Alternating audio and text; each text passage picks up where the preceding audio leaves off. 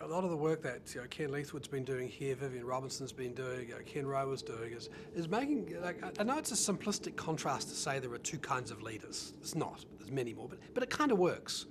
And they looked at the transformational leader that came out of the business work in the 1960s and 70s from the big commercial companies about having principals lead schools around a common vision.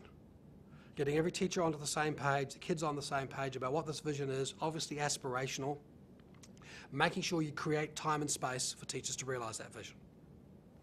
Contrasted with what is called the instructional leader, where your job is to worry about the impact that the adults are having on the kids in that school. That often means looking at the test scores. And it means going beyond that and creating discussions and having professional development sessions about how do we know we're having an impact? Is the impact good enough? And when you look at Vivian Robinson's meta-analysis on this, it's chalk and cheese difference in terms of the impact on kids. Yes, transformational learning, principalship, has about a 0.15 effect. It's positive. But it's almost criminal relative to the 0.6 effect that instructional leaders have. And then when I go to the next step, and in Australia, and I've done now, it's been done in New South Wales, is what percentage of principals and leaders are of those two kinds. The instructional one, about 5 to 10%. Now, I have a hunch in Ontario, you have been through sufficient change that you have a lot higher percentage of instructional leaders. Now, I know the difference between two is not the answer, but it's not a bad polarity. Like distributed leadership, it's not in there compared to the power of the instructional. And again, it comes back to the mind frames notion, the mindsets. What mindset do you want the principal to have? Is it about what is the impact that the people in the school are having? And like in a high school, you'd want to devolve that and distribute it. But you want constantly to ask that question. Are we having an impact? Is it worthwhile? Is it sufficient? That's a lot harder than having a discussion, are we having the same vision? Have you got the right resources? So I think that instructional leadership is a very powerful notion, and that's certainly one that I care about the most. Yeah, look, the parallel with the mind frames with teachers is very, very close. It's principals who think their fundamental role is to be the chief evaluators of what's happening in their school. They don't have to do it, but their role is to understand their impact. The role of the principal is to be the lead change agent. It is the case that the principals, the leadership's more than principals, of course, but the principal's job, which I'm talking about now, often their job is more with the teachers than it is with the students. But it's about the same agenda. The impact the teachers are having on the students collectively. How to create that dialogue in the school.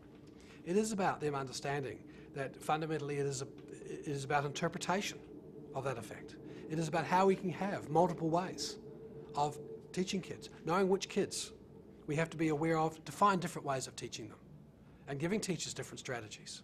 It's about creating dialogues and discussion across the staff that is about our teaching and not about the resources or about the curriculum or about the incidentals that are happening in the school.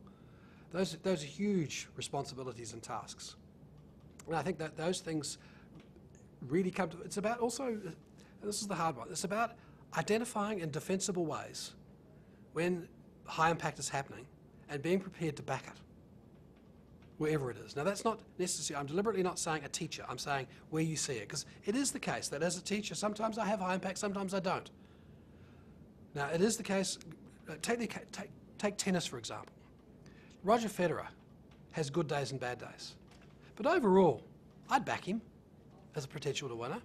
Same with teachers. Like, there are Roger Federers out there, and some days they have bad days. But I still don't want to go away from the notion that we have some teachers who systematically, regularly have high impact.